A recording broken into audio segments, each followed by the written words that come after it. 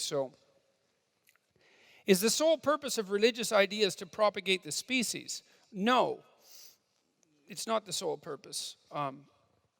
We discussed that a lot today.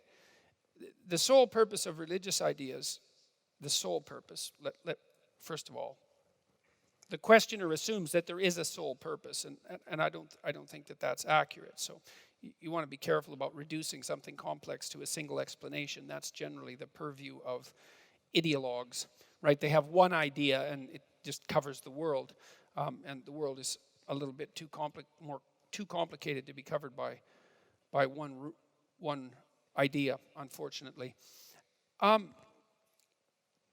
The purpose of religious ideas, as far as I could tell, is to remind us who we are. You know, we don't live that long, right? And we're really complicated. And it's not easy to learn how to be a person. You know, I mean, it takes you like 40 years before you can learn to be a person enough so that you can get out of your mother's basement. So it's hard. That's half your life before. Well, maybe not 40, but certainly sometimes. It takes a long time to learn how to be a human being. And we're very, very complicated. We're way more complicated than we can understand. You know, and we've been watching each other for a long time, watching ourselves, telling stories about ourselves, trying to draw some wisdom from our self-observations, to teach to our children and to our grandchildren and so forth. And we've codified them in all sorts of strange ways in these memorable stories, fairy tales and myths and religious stories, all of those things. And what are they there for?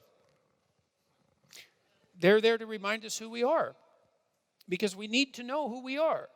And, you know, we talked about that a little bit tonight. I believe the notion that I believe the most important idea that's ever been generated is the idea that men and women are made in the image of God. I think that a culture that isn't predicated on that belief, knowingly or unknowingly, and better, knowingly, is doomed to absolute catastrophe. Because there's no reason to assume that there isn't something about us that's of transcendent value. I mean, if for no other reason than the fact of our consciousness, you know, like here we are, we're aware of what there is. And it isn't even obvious that there could be what there is if there wasn't something that's aware of it. And so our very awareness plays an integral role in the fact of being itself. You know, and metaphysics aside, it's hard to see that anything could be more vital than that, more important than that. And then it isn't only that we apprehend reality, you know, and therefore give it shape merely by our perceptions. It's also clearly the case that we partake in its shaping. And we call ourselves on that. You know that you feel guilty and ashamed when you're not doing what you could be doing, when you're not living up to your potential, when you're not making the most of what's offered to you. You understand at a very deep level that you're breaking. There's no other way of saying it. You're breaking a divine commandment. You're offered this unbelievably rich possibility, and it's there for you to grapple with.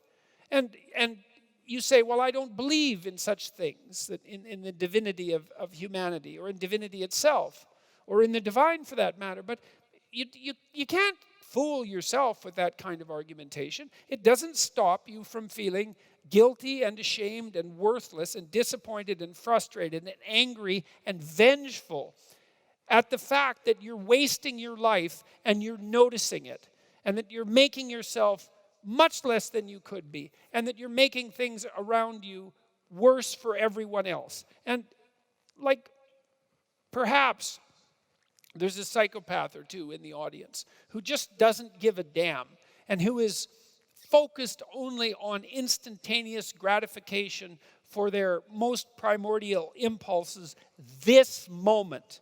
Right? But it's not a sustainable mode of being, and it's very rare. And so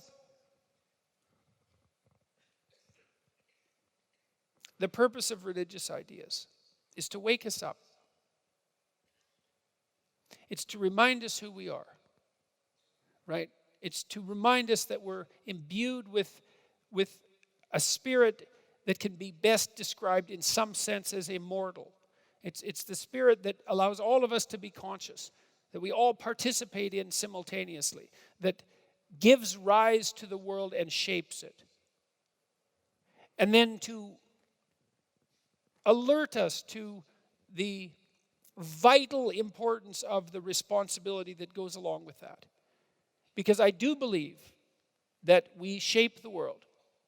We move it towards heaven, or we move it towards hell. And we do that with every conscious decision we make. And it moves in the direction that we determine.